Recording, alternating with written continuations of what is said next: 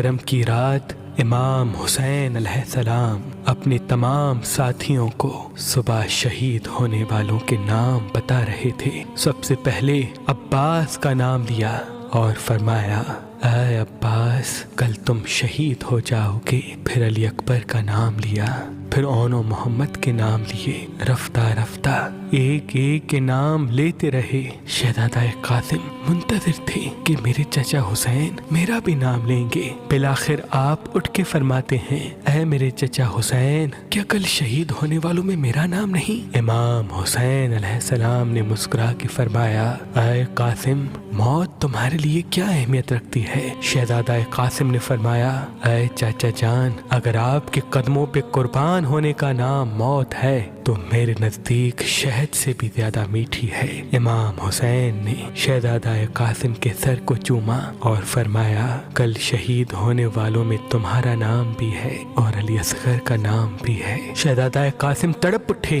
اور فرمانے لگے اے میرے چچا کیا یہ ظالم خیام کے اندر آ جائیں گے؟ امام حسین اپنی آنکھیں نم کر کے فرماتے ہیں اے قاسم میں خود فوج اشقیا کے پاس اصغر کو پانی پلانے کے لیے لے کے جاؤں گا اور وہاں یہ ظالم تیر مار کے شہید کریں گے۔ بس رات ڈھلتی ہے، 10 محرم کا سورج طلوع ہوتا ہے۔ ہر ایک شہید امام حسین کے قدموں پہ قربان ہو رہا تھا۔ بی بی ام فروا دیکھے کہ اس کا بیٹا قاسم اپنے سر پہ ہاتھ رکھ کے زور زور سے رو رہا ہے۔ بی بی ام فروا قریب گئی، اپنے بیٹے قاسم سے فرمایا اے میرے شہزادے رو کیوں رہے ہو؟ شہزادہ قاسم فرماتے ہیں اے میری ماں صبح سے لے کے اب تک جب بھی میں چچا حسین کے پاس جاتا ہوں کہ مجھے میدان میں جانے کی اجازت دیں، آپ فرماتے ہیں قاسم ٹھہر جاؤ رک جاؤ۔ اے میری ماں آپ چچا حسین سے کہیں کہ مجھے میدان میں جانے کی اجازت دیں۔ بس جیسے ہی شہزادے نے یہ فرمایا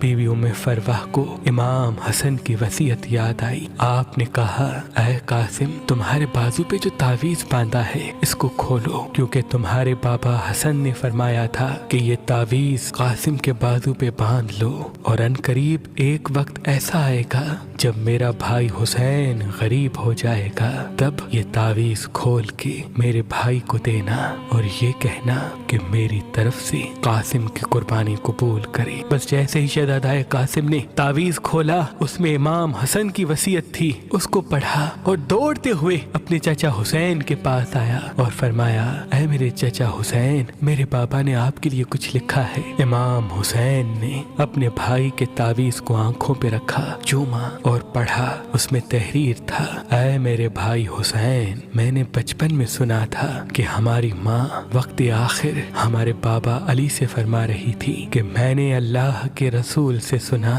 کہ ہمارا بچہ حسین 3 دن کا بھوکا پیاسا کر کے کربلا کے میدان میں شہید کیا جائے گا۔ اس وقت نہ اللہ کے رسول ہوں گے، نہ میں فاطمہ، نہ علی تم، نہ حسن ہوگا، میرا غریب حسین بے دردی سے قتل کیا جائے گا۔ تب سے میں دعا مانگتا تھا کہ اللہ مجھے بیٹا دے جو میں کربلا کے لیے رکھوں تاکہ وہ میرے بھائی حسین کے قدموں پہ قربان ہو۔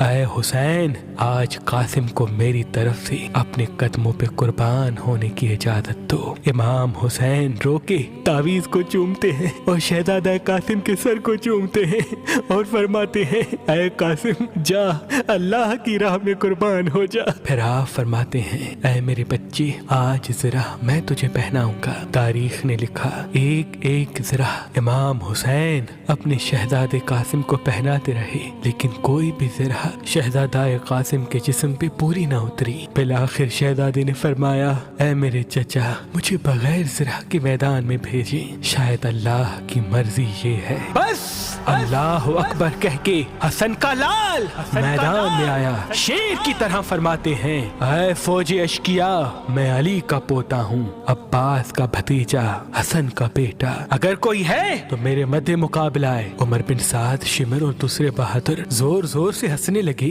کہ یہ 13 سالہ بچہ ہمیں للکار رہا ہے۔ یزید کی فوج میں ازرق मुबारक नाम से एक बहादुर था जो हजारों के लश्कर से अकेला लड़ता था। उमर बिन साद ने कहा, जा कासिम का सर कलम करके आ। वो हंस के कहता है कि इस बच्चे से मेरा क्या मुकाबला, इसके लिए तो मेरा बेटा ही काफी है। तारीख ने लिखा उसका बेटा गया, शहजादा कासिम ने एक ही वार में उसको फिन्नार कर दिया। वो हैरान होकर दूसरे बेटे को भेजता है, वो भी फिन्नार हुआ। तीसरा बेटा भी फिन्नार हुआ। जब उसके सारे बेटे मारे गए वो अजरक मैदान में आता है और जैसे ही पहला वार करता है शहजादा कासिम ने या अली कह के एक जर्ब मारी, वो जमीन पे गिर के तड़पने लगा। उमर बिन साद ने कहा, ये अली का लाल है, जाओ सब मिलके हमला करो। बस एक 13 साल का बच्चा और हजारों की फौज ने मिलके हमला किया। कोई सामने से वार करता है, कोई पुश्त से वार करता है, कोई दाएं तरफ से तीर मारता है, कोई नेज़े फेंकता है। बस एक गुर्ज शहजादे के सर पे लगा। शहजादा घोड़े की रीढ़ से जमीन पे आया और आवाज दी, चचा हुसैन मेरी मदद फरमाए। इमाम हुसैन जैसे ही मैदान में आते हैं मशरिक के घोड़े मगरिब की तरफ, मगरिब के घोड़े मशरिक की तरफ दौड़ते हैं। तारीख ने लिखा आपका जिस्म मुबारक घोड़ों के पैरों में पामाल होने लगा। आपका सीना पुष्ट एक साथ हो गए, आपकी पसलियां टूटने लगी। इमाम हुसैन बस जैसे ही मैदान में पहुंचते हैं कासिम की लाश को ढूंढा, ना पाया। बस देखा कहीं कासिम का हाथ है तो कहीं कासिम के बाजू, कहीं कासिम के पैर है तो कहीं कासिम का सर। अपनी अबा में अपने भाई हसन की निशानी को चुनते हैं। बस जैसे एक बागबान फूल चुनता है ऐसे इमाम हुसैन ने शहजादा कासिम की लाश को करबला की जमीन से चुना, गठड़ी बांधी और खैमों की तरफ बढ़ने लगे। और वहाँ बीबी उम्मे फरवा खैमे में मुंतजिर थी कि अनकरीब मेरे बेटे की लाश खैमे में आएगी। जैसे ही इमाम हुसैन आए बीबी उम्मे फरवा ने पूछा, ऐ मेरे भाई मेरे बच्चे की लाश कहाँ है? इमाम हुसैन ने गठड़ी को बीबी उम्मे फरवा के सामने रखा और खोला। बीबी सर को पीट के कहती है, ऐ मेरे गरीब कासिम तूने अपनी माँ का हक अदा कर दिया, मुझे बीबी फातिमा के सामने सुरखरू कर दिया। बस उस लाश के टुकड़ों को बीबी हाथ लगाती है और शहजादा कासिम के जिस्म पे जो कुर्ता पहना था उसको टुकड़ों से अलग करके अपने पास रखती है। इमाम हुसैन पूछते हैं, ऐ बीबी ये क्या कर रही हैं? बीबी उम्मे फरवा रो के कहती है, ऐ हुसैन अब जब मैं मदीने जाऊंगी तो हसन की कब्र पे ये कुर्ता रखूंगी और कहूंगी कि ऐ मेरे आका हसन आपके लाल कासिम ने किस तरह से आपकी वसीयत पे अमल किया है कि सलाम हो